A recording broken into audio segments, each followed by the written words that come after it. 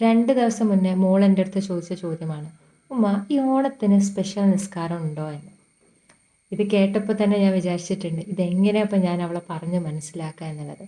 സംഭവം ഇല്ല എന്ന് പറയുന്നതോടുകൂടി അവിടെ ആ ക്വസ്റ്റ്യൻ അവസാനിക്കുന്നില്ല. അടുത്ത ചോദ്യം വന്നു, അതെന്താ അങ്ങനെ? പലപ്പോഴും മക്കളുടെ ഇങ്ങനെയുള്ള ചോദ്യങ്ങൾക്ക് മുന്നിൽ പല പാരൻസും ഒന്ന് പതറാറുണ്ട്. ഇതെങ്ങനെയാണ് അവരെ ഒന്ന് പറഞ്ഞ് മനസ്സിലാക്കുക എന്നുള്ളത്. കാരണം ഇത് പല രീതിയിൽ നമുക്ക് അവരോട് പറയാം. എൻ്റെ മുന്നിൽ 2 വഴികളാണ് ഉണ്ടായിരുന്നുള്ളത്. ഒന്നുകിൽ മതത്തിൻ്റെ പേര് പറഞ്ഞ് മനുഷ്യന്മാരെ വേർതിരിച്ച് അവർ വേറെ നമ്മൾ വേറെ എന്ന് പറഞ്ഞ് അവിടെ ഒരു ഡിസ്ക്രിമിനേഷൻ ചിന്ത, ഒരു വേർതിരിവ് അവരുടെ മനസ്സിലിട്ട് കൊടുക്കാം. അതല്ലെങ്കിൽ നമ്മളെല്ലാവരും മനുഷ്യന്മാരാണ്, നമ്മൾ ഓരോ മനുഷ്യന്മാർക്കും ഓരോ വിശ്വാസമുണ്ട്, ഓരോ വിശ്വാസത്തിനും അവരുടേതായിട്ടുള്ള ആഘോഷങ്ങളുണ്ട്. വിശ്വാസം ഏതായാലും മതം ഏതായാലും നമ്മളെല്ലാവരെയും റെസ്പെക്റ്റ് ചെയ്യണം. ഞാൻ ചൂസ് ചെയ്തത് 2ാമത്തെ വഴിയാണ്. കാരണം ഞാൻ അവളൊരു തികഞ്ഞ വിശ്വാസിയായിട്ടാണ് അവളെ വളർത്തുന്നതെങ്കിൽ ചിലപ്പോൾ അവളൊരു നല്ല മനുഷ്യനായിക്കൊള്ളണമെന്നില്ല.